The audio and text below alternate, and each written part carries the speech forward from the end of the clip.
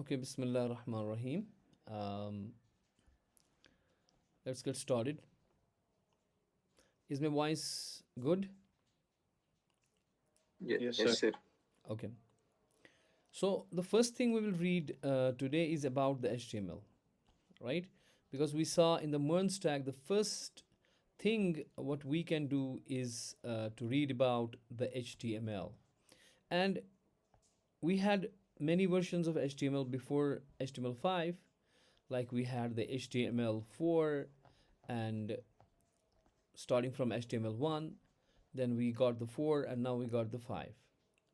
Now 5 is actually something which is at its peak, and it has uh, everything in box, so whatever is given is the out of box. uh, Before HTML5, for example, you have to use the Flash video, so you had a concept of plugins. Okay, we had a plugins, like we got the Flash, we had to download the Silverlight, etc. Okay, and if you have to um, watch video, you have to embed an audio or something, or you may have to use some graphics. In every case, you have to use what is called as a plugins. But now HTML5 is giving everything under the hood. Okay, it's having everything under the hood, so you do not have to uh, download or install any plugin whatsoever, because these plugins basically create a lot of fuss, because they break down, and then the web don't work. If you have seen, maybe if you have an experience of working with the previous HTMLs or websites, their plugins break. Now, no, last year, 2 year back, they all browsers stopped supporting Flash and all, Adobe Flash. So they all now switch it to HTML5. Now, HTML5 is actually what we can say, it's a collection of standards. I can say it's a collection.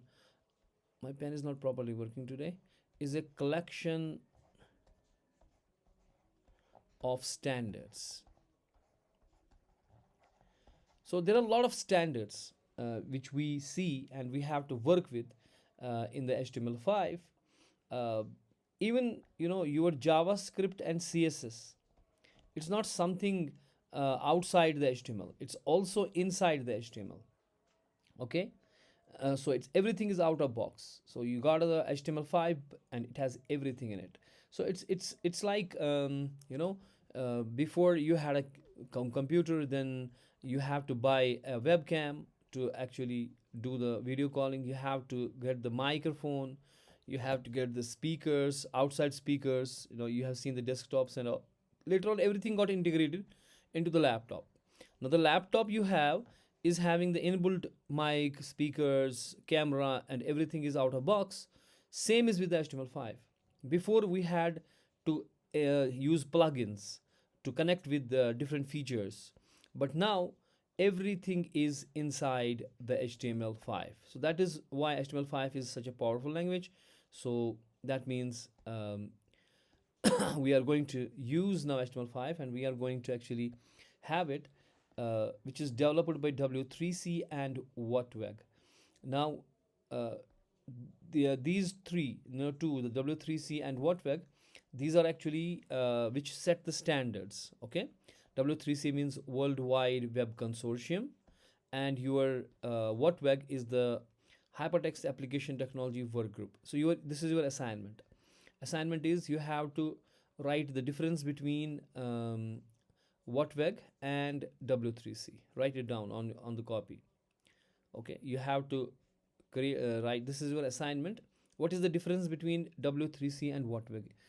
When you become the web developer, you actually need to know all the things related to the web technologies.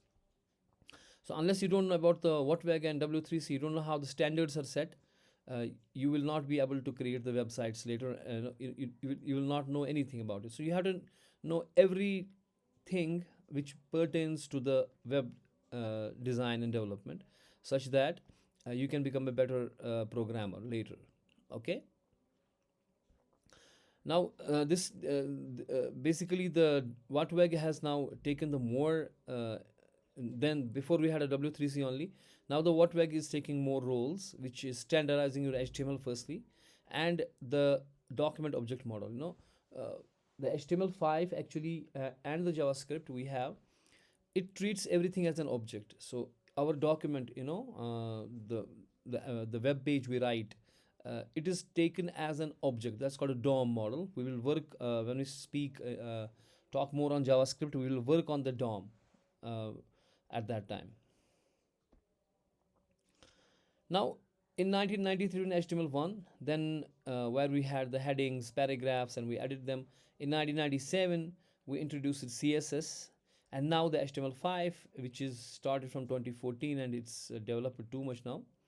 Okay, and it has what's called a semantic markup. Semantic markup is a very important thing in HTML5, which actually uh, creates. We have the semantic tags. What is that? We will see that.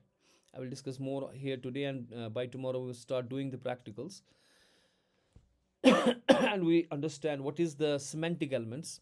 Uh, if we discuss a little bit here, you are getting my voice properly. Yes, sir.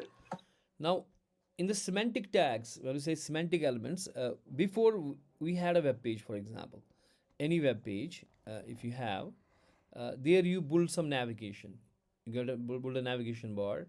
So if you see the Kashmir University website and all, there are a lot of things on top, a lot of things on a side, and we have the articles here. Then the pictures are on the side. Now, before HTML5, we use it to create these parts of a web page using divs. Okay, we use the div tags, which create me these boundaries. Then we have to name them. We name this div as a for example, as a navigation bar, we as an article bar, as a section, or whatever. We used to have create the different divs, but they are divs only. Now we are having the special names. These are actually the divs only, which create the different portions of the web page, but we give them a proper name now. Now there are the HTML tags which give them proper name, like article, like section, like header, like footer. Say for example, you have to create a footer. Before HTML5, you would have a div, and in the div you would have created, in the div tag you created the name or class or whatever uh, for this as a footer. Okay. Now in HTML5, we have the footer tag itself. We have a footer tag which will use it for be used for the footer. Now these names are very important, because now before HTML5, we had usually, this is called SEO, search engine optimization. When you write a website, you need to understand you do not have to write only a website, but you have to do in such a way that will make search engine optimization of your website. So in search engine optimization, when I say SEO, okay, search engine optimization, it is programmer's job to create our website in a manner that our website will have the optimized search engine SEO. What does that mean? Say for example, if you see a particular site, you write in a Google something, and it comes on top. Because if you put something in a Google, it will give you a bunch of sites. Okay, it will a lot of sites. Which site will come on the top? Okay, which site will come on the top of the list has better search engine optimization. That is why it is coming on the top. So it is programmer's job to create the semantics of your web page in such a manner that it has an optimization for the search engine, so such that your website will be listed in top row. Okay, there are multiple reasons also why some site comes on a top and some on a bottom.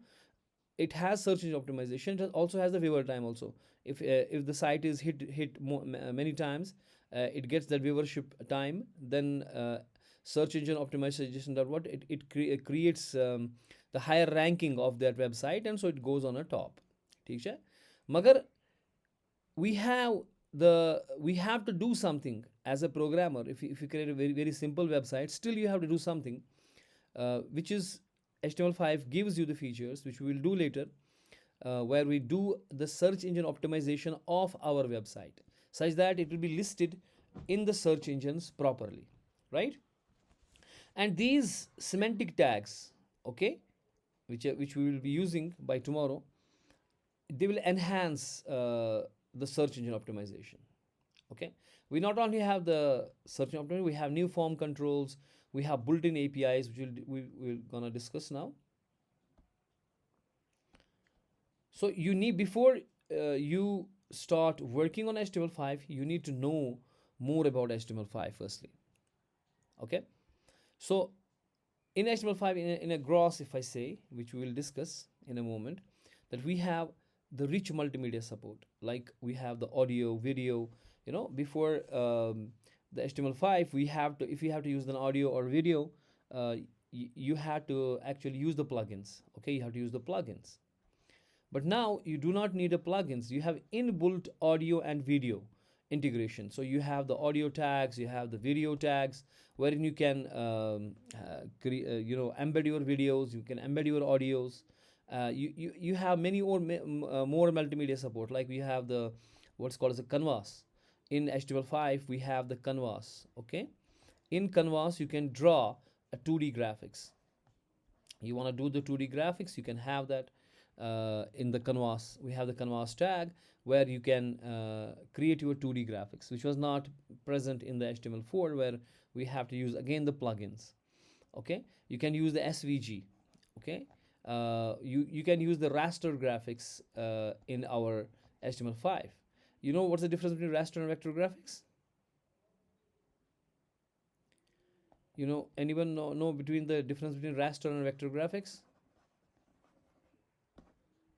Are you जंग listening? हाँ sir Okay. Jahangir Jahangir पढ़ा रहा था मुझे एक दिन ये कुछ There's a difference between scalar graphic and raster graphic and vector graphic. Your HTML5 will give you the vector graphic features.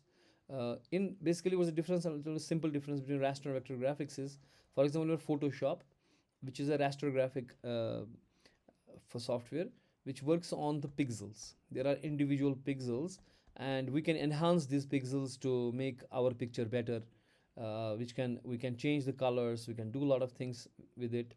Okay, but if we have this picture and we want to put this on a whole wall, we want to make it a big picture. Okay, now this big picture, when we put the small picture onto the big picture, what will happen is it will get pixelated. इसकी quality बिल्कुल degrade हो जाएगी.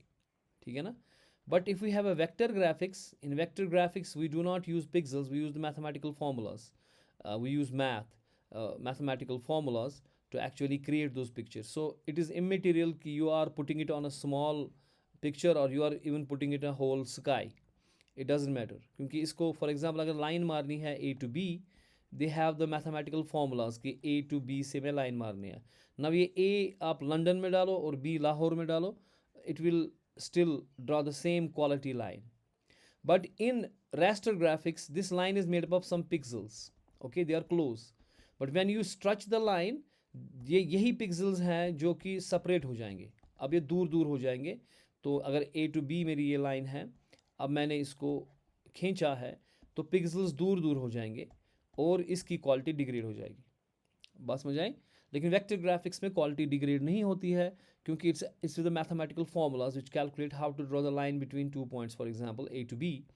सो इसमें A to B जितनी भी distance होगी it will not matter. लेकिन pixel graphic basic जो ग्राफिक्स हमारा रास्टर ग्राफिक्स है, उसमें पिक्सल्स फिर स्कैटर हो जाएंगे. That's called pixelated. यानी कि अगर आपको कोई पिक्चर है, आप उसको जूम जूम जूम कर रहे हो ना, लास्ट में आपको बॉक्सेस दिखेंगे उसके, तो पिक्चर क्वालिटी डिग्रेड हो जाएगी. बात समझ आ रही है? सो you have the rich multimedia support in your HTML5. Okay, better structure and semantics. I told you we have semantic tags, and it's a mobile first design. We have the responsiveness. I told you that's called responsive websites. And there are a lot of API capabilities which we will discuss. Okay. Firstly, the multimedia. I told you there is an audio video tags. Okay.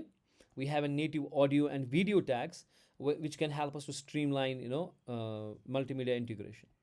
आपके पास बहुत सारे codex हैं, जैसे MP3 है, AAC है, MP4 है, WebM है videos के लिए.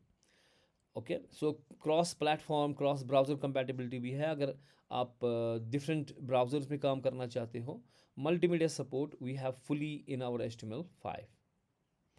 For example, our YouTube now has gone to the HTML5 because it gives you nice streaming, quality streaming. There is less buffering happening because it is lightweight. So there is optimized, loading time अच्छा है, CPU ज़्यादा इस्तेमाल नहीं हो रहा, latency कम हो रही है. That is why everybody is moving to the HTML5 and it is getting a lot of features. So we have to learn all those features now. Okay. And responsive website, मैंने आपको कल भी बताया था कि responsiveness क्या होता है कि आप एक वेबसाइट बना रहे हो ना, आपकी वेबसाइट जो है वो हमने लैपटॉप पे खोलनी है. हाँ, हम इसको कभी लैपटॉप पे खोल रहे हैं, तो कभी इसको हम मोबाइल फ़ोन पे खोल रहे हैं, तो कभी हम इसको बड़े स्क्रीन पे खोल रहे हैं. तो आपकी वेबसाइट जो है it should be responsive. Responsive का मतलब है कि it should adjust to the screen size. Okay, बात समझ आ रही है? So it should adjust to the screen size. तो as a programmer you have to create that's called as media queries. We do media queries. We will read that in detail where we create the responsive website. Okay, that's called media queries.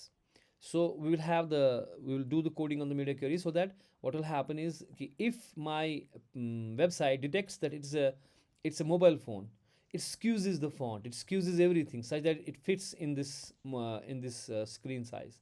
When it sees the laptop or sees the iPad, it adjusts its fonts, its picture sizes, everything in this moment. Or when it sees a big screen, it will fix it. For example, we will do the example like this, that if it's a big screen, my menus will be spread on the top. Like here will be, for example, we are developing software for the university. Here will be the faculty, here will be the library, here will be this, here will be this. But when it switches to the mobile phone, for example, it switches to mobile phone. ना mobile phone में तो पहुंचेगा ही नहीं है इतनी सारी चीज़ें. अगर मैं ये टॉप पे रख रहा हूँ तो उसमें जगह ही नहीं है. तो उसके लिए हम मोबाइल फ़ोन में क्या करेंगे काम. ये मेरा मोबाइल फ़ोन है, for example. Why is not writing?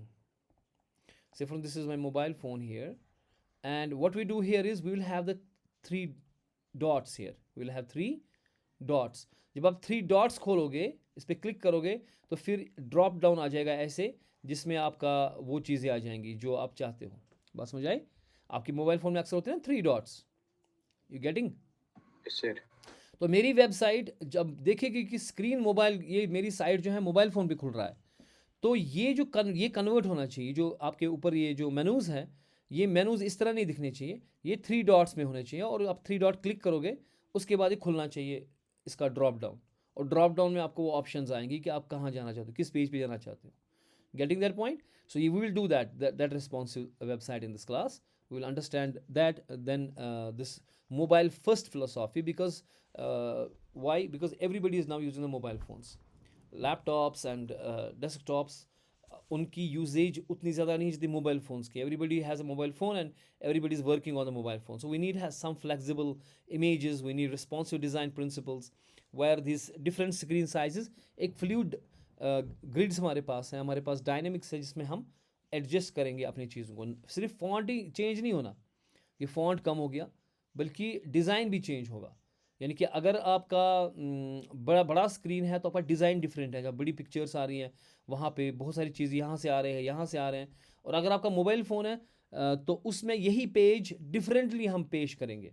May be हम पिक्चर्स को स्क्यूज़ आउट करेंगे, हम जो एक्स्ट्रा इन्फॉर्मेशन थी वो किसी डॉट में रखेंगे या मोर में रखेंगे ताकि वो दूसरा पेज खोले, या कुछ ऐसा करेंगे हम, ताकि हमारा जो स्क्रीन है बॉगल डाउन ना लगे. क्या जो बड़ा स्क्रीन है उसमें खुल के आ जाए चीज़ें, लेकिन जो मोबाइल फ़ोन है या छोटे स्क्रीन्स हैं वहाँ पे हम स्क्यूज़ आउट करेंगे.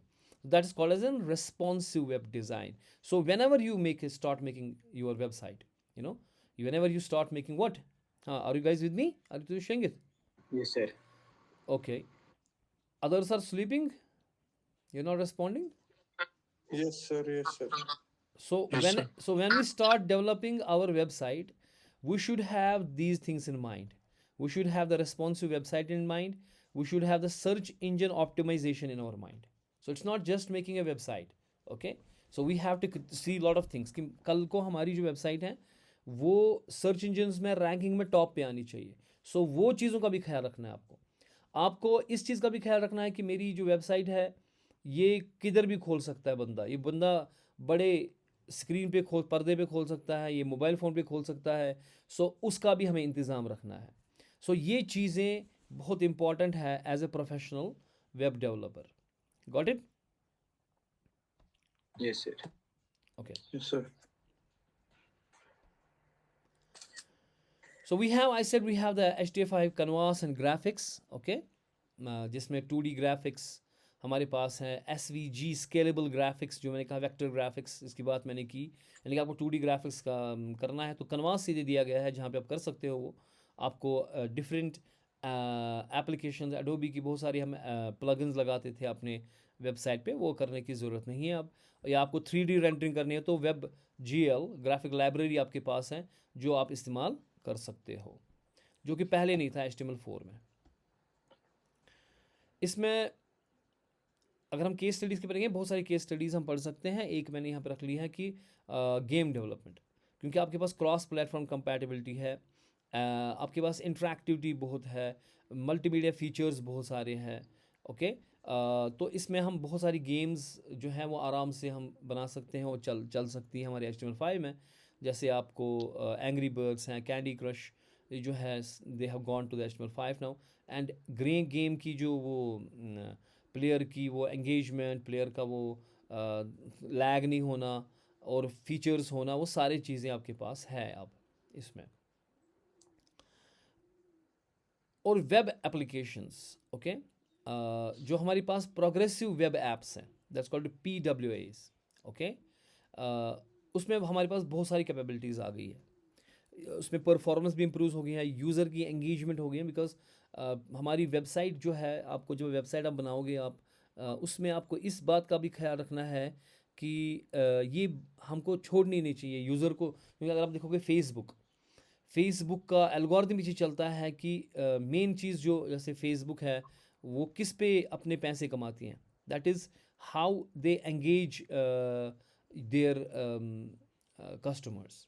कि फेसबुक ऐसा आपको पेज पे आपको ऐसे पकड़ता है कि वो आपको छोड़ता ही नहीं है. So this is very important for every website that they should user should get hooked up. So which can be gate hooked up by different progressive web apps. तो आपके पास वेब कैपेबिलिटीज़ यानी कि डिफरेंट चीज़ें तो है ही है, लेकिन आपको एक ऐप लाइक एक्सपीरियंस होनी चाहिए. यानी कि it should not feel like you are on a boring website, कि आपकी जो लोग हैं वो आपकी वेबसाइट से भागेंगे. But it should be eye catching, it should have something which is very very interactive. कभी कभार हम यूज़र को ड्रॉप डाउन कर सकते हैं कि भाई आप वहाँ से आपने कॉपी किया डेस्कटॉप से या कहीं से, फिर आप इसमें ड्रैग करके इधर लगा सकते हो. सो ड्रैग एंड ड्रॉप का फीचर, वो ड्रैग एंड ड्रॉप का फीचर भी आपके पास है HTML5 में. You can drag and drop. Got it? You have the drag and Yes. Drop features. So बहुत सारी कैपेबिलिटीज़ हैं. एनिमेशंस आप कर सकते हो स्मूथ इसमें, ताकि वो यूज़र की ना वो आँख में लगे और वो उसको अच्छा लगे इस साइट पे बैठने के लिए. So that's very important. If you are designing a website, you have to hook up your customers. और एक और बहुत इंपॉर्टेंट चीज़ है इसमें HTML5 में, जो कि पहले नहीं था. कि फ़र्ज़ कीजिए आपने एक वेबसाइट खोली, ठीक है, आप एक वेबसाइट पे काम कर रहे हो. 1 सेकेंड, इसमें थोड़ा सा आज ये लैग हो रहा है, शायद मेरे विंडोज़ बहुत सारे ना इसमें खुली हुई हैं. एक second. Now you see, this is very important. You listen out what I'm saying. कि आपके पास फॉर एग्ज़ाम्पल मैं क्या कह रहा हूँ कि आपको फ़र्ज़ कीजिए आपको एक वेबसाइट है, उसके ऊपर आप काम कर रहे हो और आप चलते चलते आप पहुँच गए उस जगह पे जहाँ इंटरनेट ही नहीं है. You do not have the internet, right? There is, आपके पास एक भी सिग्नल इसमें कुछ नहीं आ रहा वाईफाई में, क्योंकि वो ख़त्म हो गया इंटरनेट, वहाँ पे टावर्स ही नहीं है, ठीक है? अब आपकी वेबसाइट काम करना बंद कर देगी, राइट? क्योंकि जब इंटरनेट ही नहीं है तो काम कैसे करेगी? लेकिन जो HTML5 है उसने कुछ डिफरेंट कर दिया। उसने वेब ब्राउज़र के अंदर स्टोरेज, लोकल स्टोरेज ऐड कर दी। Okay, we got what's called the web storage. So we have the web storage here. In HTML5 we have the web storage. ये तो कमाल कर दिया इन्होंने. पहले पहले हमारे पास क्या होता था, we had a cookies you may be knowing, ठीक है? कुकीज़ हर एक इसमें होता है, this kind of a storage, कि जहाँ आप, जैसे आपने फेसबुक पे कोई ऐड देख लिया, या आपने मिंत्रा पे कोई जूता देख लिया फॉर एग्जांपल, अब आप फेसबुक खोल रहे हो तो फेसबुक में भी उसी जूते का ऐड आ रहा है, ठीक है ना? Now you may be wondering कि भाई ये क्या हो रहा है, कि मैंने तो मिंत्रा पे देखा, तो फेसबुक पे कहाँ से आ गया?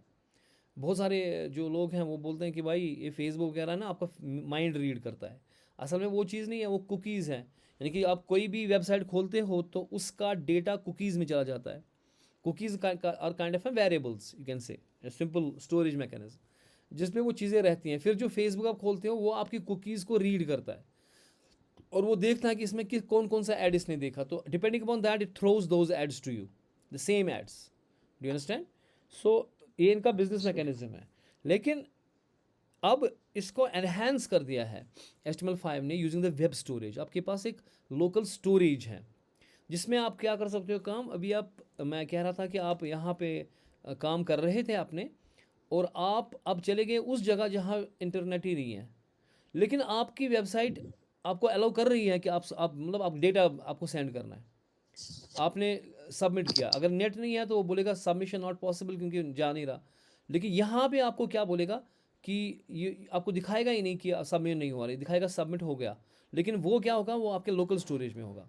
और जो ही आप वापस किसी इंटरनेट एरिया में आ जाओगे, एंड पीछे से एसिंक्रोनसली, जो एसिंक्रोनस मीडिया लोडिंग इसमें है, वो एसिंक्रोनसली पीछे से क्या करेगी काम, फिर वो भेजेगी उस सर्वर को जहाँ उसको भेजना था। यानी कि आपने जो सबमिट किया अपना फॉर्म वगैरह जो भी था, वो सबमिट हो गया टू द लोकल स्टोरेज। अगर इंटरनेट है तो फिर वहाँ से उठ के वो सीधे चलाएगा सर्वर के पास। लेकिन फिलहाल अगर इंटरनेट नहीं है तो लोकल स्टोरेज में है, तो आपकी साइट काम कर रही है फिर भी, हालांकि इंटरनेट नहीं है। और फिर जब आप इंटरनेट में आ गए तो लोकल स्टोरेज से सर्वर तक वो भेजा जाएगा ऑन द बैक। और इवन एसिंक्रोनस मीडिया लोडिंग में क्या हो जाता है कि आपको जो है, अब आप वीडियो देख रहे हो फॉर एग्जांपल, इसीलिए जो यूट्यूब, जो मैं कह रहा हूँ कि बेटर अब बन गया, बफरिंग उतनी नहीं होती है जितनी होती थी पहले, क्योंकि आपका जो स्ट्रीमिंग आ रही है आपके सिस्टम को, तो अगर आपका नेट कमज़ोर है तो वो बफर हो रहा है। लेकिन यहाँ पे आजकल जो आपका यूट्यूब में है, अगर आपका इंटरनेट चल रहा है तो वो आपके लोकल स्टोरेज में बफर हो रहा है और वहाँ से आपको स्क्रीन पे दिखेगा। तो इसमें बफरिंग बहुत कम होगी, क्योंकि आपको जगह है, स्टोरेज है, जहाँ आप वहाँ से डाल रहे हो। फिर उस स्टोरेज से, जैसे फ़र्ज़ कीजिए आपने एक वीडियो देखना है, आप वीडियो देख रहे हो, तो उसमें आपने एक सीन देख लिया, लेकिन इंटरनेट फास्ट है यहाँ से, उसने वो सारा वीडियो डाउनलोड कर लिया, वो आपके लोकल स्टोरेज में बैठा हुआ है, अब वहाँ से आप देख रहे हो। तो उसमें फिर बफरिंग, अगर इंटरनेट बैठ भी गया बीच में कुछ, तो फिर भी आपका वीडियो पॉज नहीं हो रहा। बात समझ आ रही है मैं क्या बोल रहा हूँ? सो ये कैशिंग, इसे कैशिंग मैकेनिज्म बोलते हैं।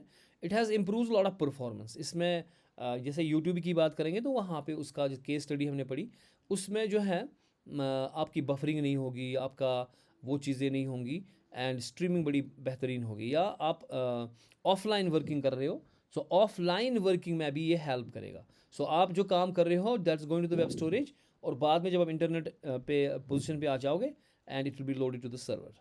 ठीक हो गया? इसमें बहुत सारी सिक्योरिटी फीचर्स भी है, जो कि एनहांसड सिक्योरिटी है, जिससे आप वल्नरेबल नहीं होते थ्रेट्स एंड ऑल के, क्योंकि it use sand boxing security, जिसमें वो हर एक ऐप्स को अलग अलग करके सैंड बॉक्स में डाल देते हैं, फिर एक एक करके निकालती है। तो उससे आपकी सिक्योरिटी जो है बहुत इम्प्रूव हो गई है।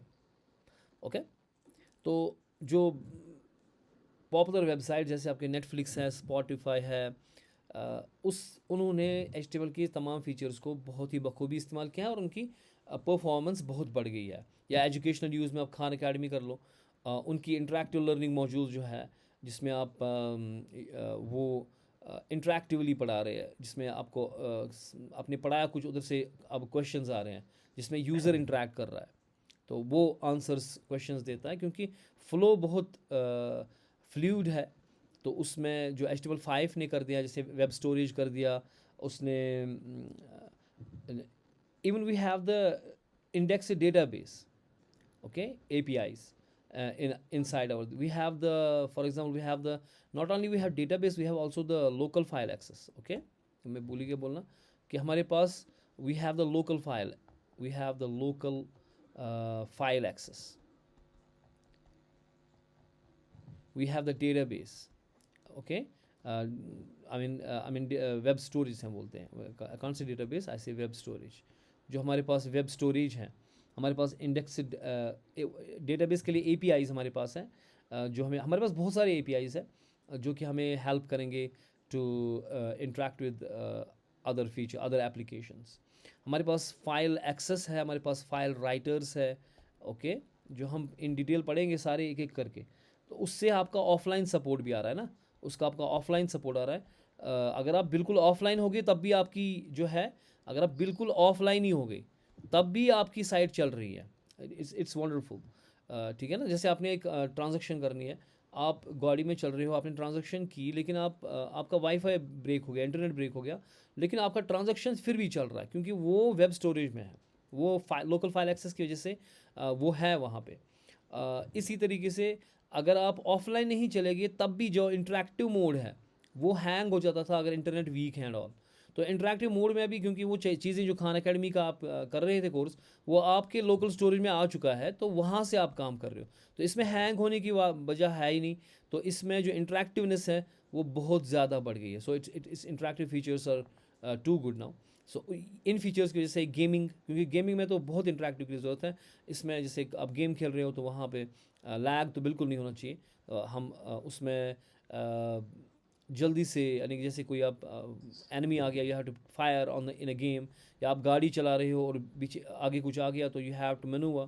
तो इसमें लैग्स जो है वो नहीं होने चाहिए। और HTML5 में वो सारे फीचर्स हैं जो विच दीज एप्स, जो ये वेबसाइट्स हैं, they leverage and enhance their interactive modules and they will not hang down, और यूज़र एक्सपीरियंस इससे बेहतर बढ़ जाती है, ठीक है ना। और हमने जी कहा सर। कि इसमें अब HTML5 में बहुत सारी APIs हैं which you can add with your, what is API is actually application programming interface, okay. API होता क्या है बेसिकली इज़, अगर आपको API पता नहीं है पूरा, API ये होता है कि आप कोई चीज़, जैसे आप एक होटल में जाओगे, अगर मैं एग्जांपल दूंगा, you go to the hotel, ठीक है। अब आपको इसमें बहुत सारी चीज़ें, आपको आइसक्रीम चाहिए, आपको वाजवान चाहिए, तो आप एक वेटर जो वहाँ पे खड़ा है, अब उसको बोलते हो कि हमें वाजवान दो। अब वेटर जाके आपको इंटरफेस बन जाता है आपके और किचन के दरमियान, और वो वहाँ पे जाके वाजवान लाता है। मे बी अब वो वाजवान बहुत सारी चीज़ें ला रहा है, मे बी उसमें कोई आइटम्स उसकी दुकान में थी ही नहीं, उसने किसी और दुकान से लाई, लेकिन आपको उसके साथ कुछ नहीं है कि वो क्या कर रहा है, वो कहाँ से ला रहा है, ठीक है।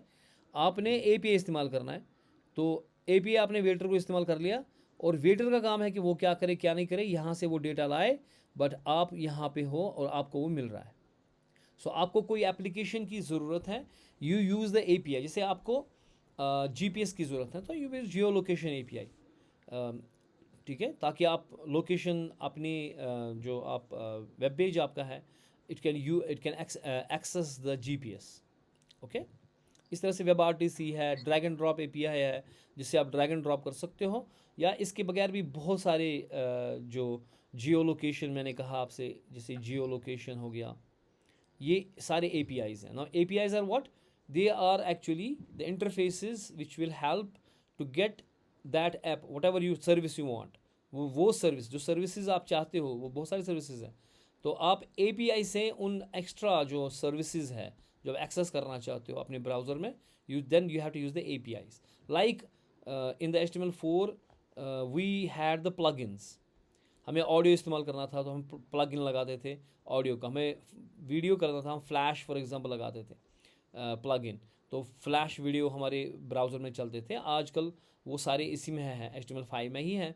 लेकिन अगर आप सर्विस इस्तेमाल करना चाहते हो, अपने जियो लोकेशन की सर्विस आपके पास आपको करनी है, ठीक है ना, या आपको इंटरनेट की ज़रूरत है, आप नेटवर्किंग आप करना चाहते हो, तो आपके पास वेब सॉकेट्स है।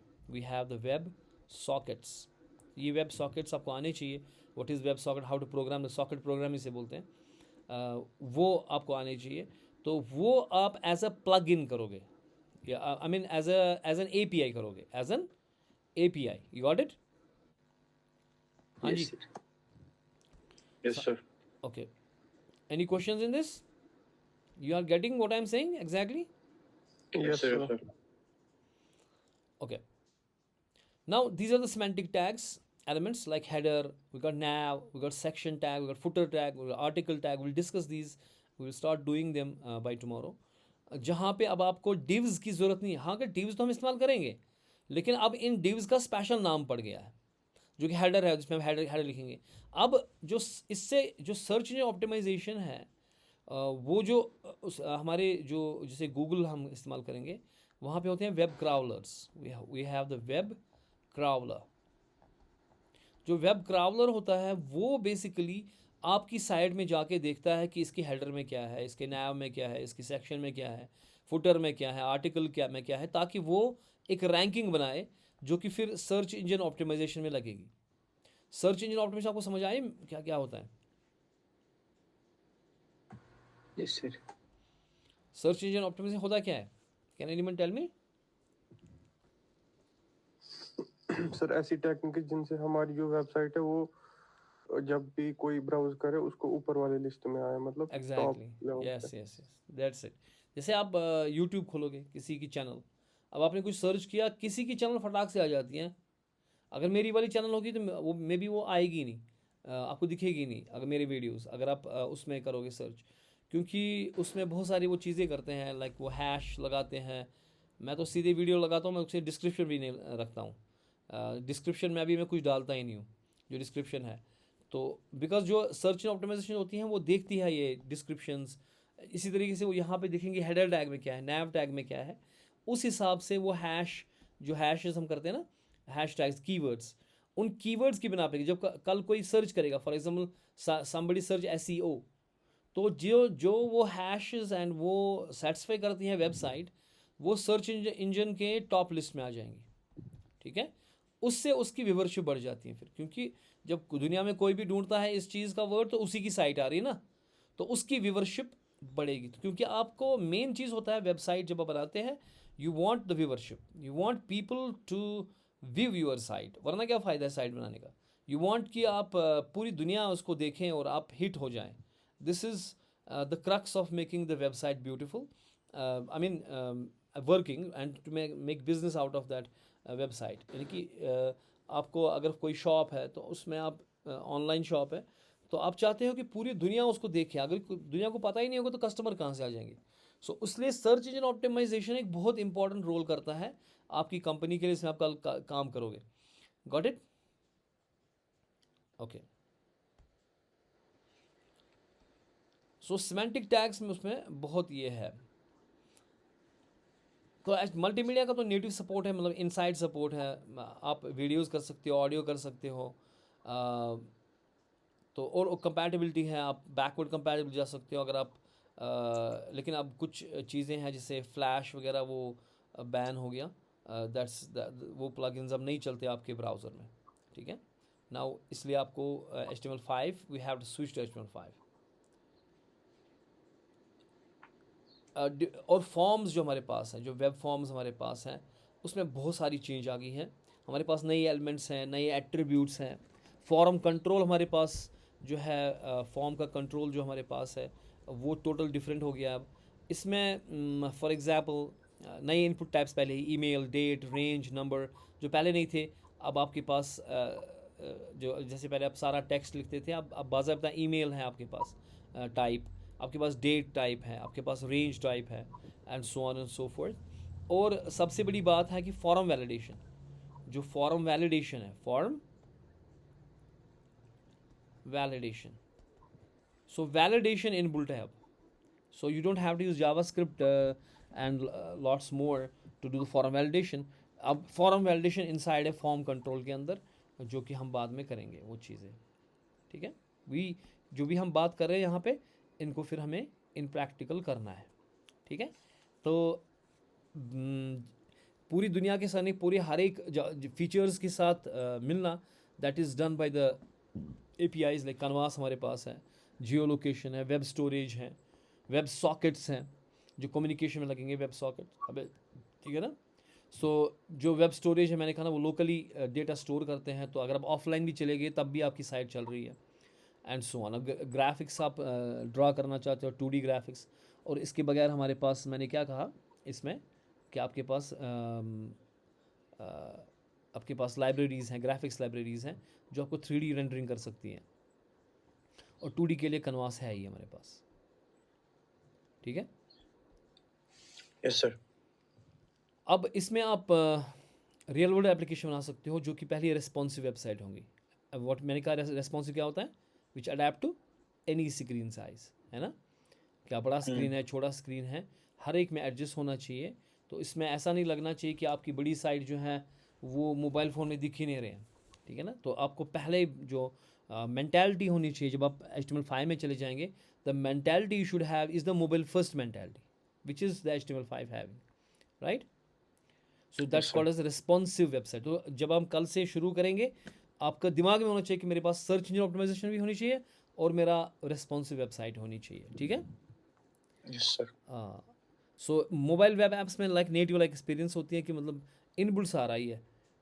आपके पास इंटरैक्टिव डेटा है, डायनेमिक कंटेंट डिस्प्ले आप कर सकते हो, जिसमें आप इंटरैक्टिवनेस जो गेम्स वगैरह उसमें लगती है. अब जब हम ये पढ़ेंगे, स्टार्ट करेंगे HTML5, तो पहले हमें कोर एलिमेंट्स को देखना पड़ेगा, है ना. सीधी सी बात है, स्ट्रक्चर, बेसिक स्ट्रक्चर है. क्योंकि मैंने कहा ना, हम बिगनिंग से करेंगे, हम ऐसा नहीं करेंगे कि हम बीच में कुछ करेंगे. We will start from the zero and we will go to the absolute top. ठीक है. तो इसमें हमें प्रैक्टिस करनी पड़ेगी coding. We have to practice coding. इसमें कुछ नहीं चलेगा, you have to practice the coding. ठीक है ना. सो हमें सिंपल पेज हम पहले बनाएंगे, उनके कंपोनेंट्स फिर ये करेंगे हम. तो हम फिर रिस्पॉन्सिवनेस सीखेंगे भाई. अगर हम पहले हम मेनूज़ बनाएंगे वगैरह, फिर हम कैसे उन मेनूज़ को, जैसे हम यहाँ पे पेन लिखा, हाँ ठीक है, जैसे हमने यहाँ पे मेनू सिस्टम बनाया अपने पेज के ऊपर टॉप वाले पे. Say for example we are making for the college this thing. So यहाँ पे एक आ रहा है फैकल्टी, यहाँ पे आ रहा है स्टूडेंट, यहाँ पे एग्जामिनेशन आ रहा है, यहाँ पे ये आ रहा है. अब जब हम इसी चीज़ को मोबाइल फ़ोन में चलेंगे, तो हम इस सारे को कंडेंस करेंगे 3 लाइन्स में. तो ये 3 लाइन्स में आना चाहिए, ताकि ये सारा जो है टेक्स्ट है वो गायब हो जाए. तो जब इसको क्लिक करेंगे तो फिर एक क्लिक करने से ये ड्रॉप डाउन आना चाहिए. तो यानी कि, और मेरे फॉन्ट्स वगैरह एडजस्ट होने चाहिए, छोटे होने चाहिए in the mobile phone. So that's called a responsive website. So we understand the core elements. We start building the response. First we understand all the tags of the HTML5 and then कि हम इसको कैसे responsive बनाएंगे. तो हम एक फिर portfolio website बनाएंगे, पोर्टफोलियो वेबसाइट, जिसमें हम ये सारा अप्लाई करेंगे. ठीक है. और फिर हम जब बूटस्ट्रैप ऐड करेंगे, उसके बाद हम रिएक्ट पे चले जाएंगे.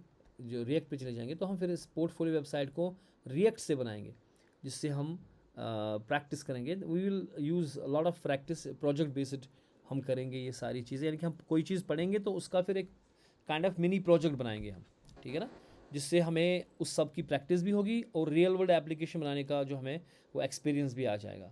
सो then we move on to the APIs, where we use the external APIs, जैसे जियो लोकेशन हो गया, या आपको पेमेंट गेटवेज हैं एंड ऑल दैट.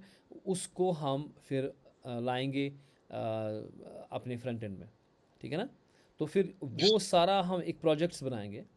अब इसमें हम सारी अपनी नॉलेज जो भी हमने सीखा फ्रंट एंड में, उसका हम एक फ़ाइनल प्रोजेक्ट बनाएंगे पहले. ठीक है ना.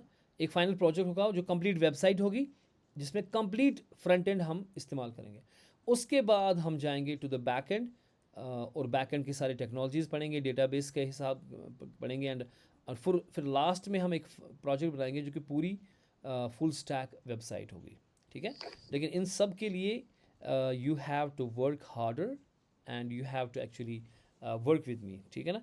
तो मेरे करने से कुछ होगा नहीं, it is you who has to work harder. Do you understand? तो मैं तो करूँगा, लेकिन आपको भी करना पड़ेगा और आपको वो रिटेन करना पड़ेगा कि जो भी नॉलेज है वो आप रिटेन कर रहे हो. क्योंकि if you do not retain and practice, what will happen is जो भी हम पढ़ेंगे within 10 days will forget. ठीक है ना? So you have to practice, that is very important. Practice coding is very important for the retention. ठीक हो गया? Yes, sir. So Sir. hopefully we will do better by tomorrow inshallah ta'ala. ठीक है? That's all for today. Okay.